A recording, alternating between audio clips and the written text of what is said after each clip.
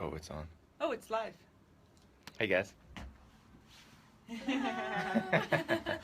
We're going live in studio with Chantel from, is this Rock, or sorry, 96.5? Yeah, 96.5 CKFM and Rock 104. Yeah. All right. So then we're going to do some healthy holiday tips with Dorothy. Hello. We're ready to go. Yeah, ready to rock and roll. We're going to hold this. Well, Drew's going to hold it. I'm going to hold it right here. I cannot hold it and talk at the same time. Okay. Yeah, so joining me today, fitness, wellness experts here in Olds, Alberta, Drew Tadia and Dorothy Keith. And yeah, talking about fitness tips and everything, health and wellness heading into the new year. So what's kind of, leading up until Christmas, your tips for, before the big feast? Oh, that's a loaded question, isn't it, Drew? Yeah, where do we start? You start. Well, I suppose the first thing that we always start off with is that holidays are here now. And we have a couple weeks, at least 2 weeks, almost 3 weeks until the big day. And we always like to tell people that the holidays are here now. The big day has already arrived when it comes to holiday health tips, suggestions. And it's important to understand that we're creating healthy or unhealthy habits right now. Yeah, and start now. If you're thinking about doing something health and wellness wise, and you are thinking about waiting till the new year, we always suggest to start now and create those habits now instead of waiting till the new year when the big rush is here. We would actually go as far as to say New Year's is the worst time to start a fitness routine or get into healthy eating, because, like, for example, the gyms are jam-packed and it's an uncomfortable place if you're not used to being in it, and there's going to be a lot more people than usual, and you're just in an uncomfortable situation. So instead of going in when there's a huge rush and you're feeling like everyone's watching you, go in now before the holidays, before the new year starts, so you have a chance to start to develop healthy habits and you get more comfortable in a new atmosphere.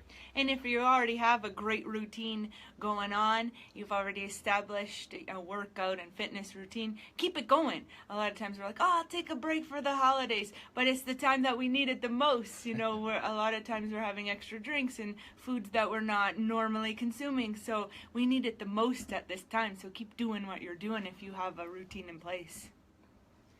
So food-wise, would you say moderation is kind of your best bet on this one?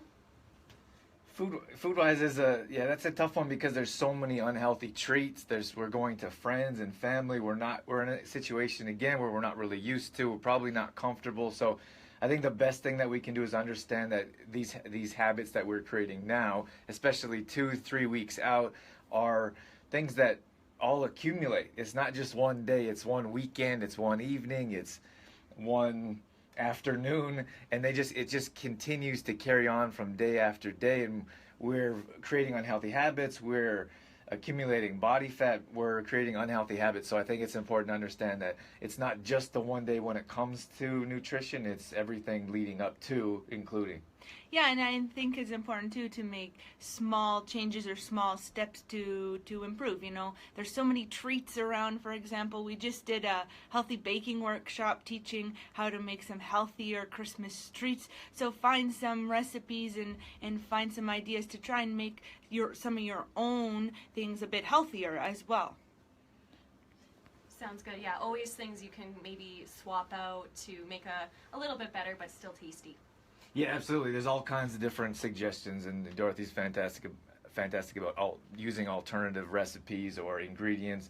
And I think there's a lot of things out there. We just need to take it upon ourselves, take our health in our own hands, and put in that effort to find different recipes and different suggestions and different things to create a healthier environment for our holiday season. And getting started, say back to the gym type thing, gym-wise, that's maybe the hardest part for people to get started. So what's kind of your tip for that? You want to take that one? Go ahead. Well, I think if we're uncomfortable at the gym, which a lot of people are, it'd be a good idea to start an at-home fitness routine. There's a lot of different workouts that you can find online. There's different experts that can help you out. So I think the first thing is to feel comfortable in your own body, start working out, start exercising, possibly at home if you're not used to the gym atmosphere. And then once you're feeling more comfortable, maybe you can go and join a class. Maybe you can find something that you enjoy, like kickboxing maybe. If it's not just lifting weights, there's a lot of different things out there that you can get involved in. And you have a group support, you have an instructor, you have people there to hold you accountable. So it's not like nobody knows if you don't show up. So a fitness class is definitely something we recommend if at-home workouts aren't for you, or if just regular lifting weights. But again, slow progressions always make a difference. So when the holiday or when New Year's comes, everyone's all excited and they're like, I'm going to work out every day. And they don't have that plan. They work out they try to work out 5 days a week. Then they figure out that that's not sustainable for their lifestyle, because most of us don't work out that often on a regular basis. And then you quickly kind of fall off because you don't have a plan and you're not used to it. So slow progression, start off with twice a week, maybe increase it 3 times a week, or whatever your fitness class involves. If it's a twice a week fitness class or a 3 times a week fitness class, that's definitely going to help out. Sounds good. And maybe a friend would help if you bring a friend along? Yeah, that's fantastic for accountability. You know, Drew had mentioned about finding a class, and that holds you accountable as well. But having a buddy system, it alleviates that anxiety as well. If you're a bit anxious to go into the gym, and you have some support there, and it also adds the accountability aspect. If you know you have an appointment to meet someone at the gym, you're more likely to show up. That's right. Anything else, Drew and Dorothy, you know, your top tips for the holidays you want to mention? Yeah, we mentioned all of them, Chantel. Oh, good. I think top tips is that just to understand that we can live healthy during the holiday season. It's a very stressful time. So we're stressed about food, we're stressed about exercise or lack thereof, family, finances, and exercise is the #1 way to reduce stress. So if we could do our best to exercise, unfortunately most times when we're stressed out the most, we exercise the least. So just understand that exercise is going to help with your stress levels. So do your best to stay active, and then make those small changes. Try not to what am I thinking of?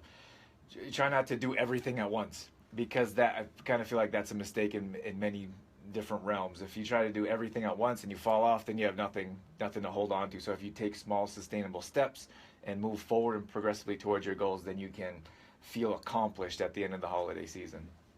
Yeah, so try to not do the, say, all or nothing mentality, which it's, you know, people can fall into that for sure. Oh, there's so many people we deal with on a regular basis that say, oh, I'm an all or nothing person.